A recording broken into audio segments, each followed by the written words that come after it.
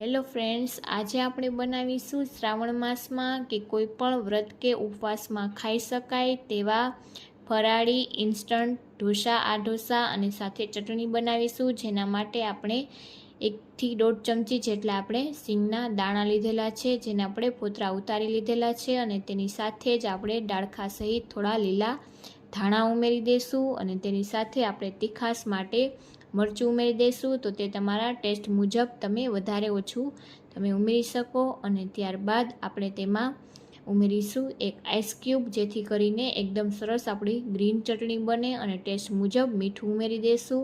તો આ રીતે 1 ટુકડો આઈસ ક્યુબનો ઉમેરી દઈશું. તેની સાથે થોડું પાણી ઉમેરી દઈશું. તમે તેની સાથે આદું હોય તો તમે આદું પણ ઉમેરી શકો. ત્યારબાદ અડધી ચમચી જેટલું જીરું ઉમેરી અને એકદમ સરસ આપણે ચટણીને તૈયાર કરી લઈશું. તો એકદમ ઇન્સ્ટન્ટ ફરાળી ચટણી બનીને તૈયાર થઈ જાય છે અને ખાવામાં ખૂબ જ ટેસ્ટી લાગે છે. તો આ રીતે આપણે આ ચટણીને આ રીતે બોલમાં લઈ લેશું. અને ત્યારબાદ આપણે 3/4 વાટકી જેટલા આપણે સાબુદાણા લીધેલા છે, જેને આપણે આ રીતે ડ્રાય રોસ્ટ કરી લેશું 2 થી 3 મિનિટ જેવું. અને ત્યારબાદ આપણે તેને બાઉલમાં લઈ લેશું અને તેને આપણે થોડીવાર ઠંડો થવા દેશું. અને ઠંડુ થઈ જાય ત્યારબાદ આપણે તેને મિક્સર જારમાં ઉમેરીશું બેટર બનાવવા માટે. તો તેને આપણે 5 મિનિટ જેવું રેસ્ટ થવા દીધેલું. હવે આપણે તેને મિક્સર જારમાં ઉમેરી દઈશું. અને તેની સાથે જ આપણે વ્રત કે ઉપવાસમાં ખાઈ શકાય તે માટે સામો લીધેલો છે, અડધી વાટકી, તેને ઉમેરી દઈશું સાથે જ. તો આ બંને વસ્તુને આપણે ઉમેરી અને તેની સાથે જ આપણે મીઠું પણ ઉમેરીશું ટેસ્ટ મુજબ. અને આપણે તેમાં બટેટા, તો 1 નંગ જેટલું મેં બાફેલું બટેકું લીધેલું છે, તેને ઉમેરી દઈશું. તો આ રીતે એકદમ ઝટપટથી બેટર બનીને તૈયાર થઈ જશે. ટેસ્ટ મુજબ મીઠું, ત્યારબાદ આપણે તેમાં પાણી ઉમેરી દઈશું.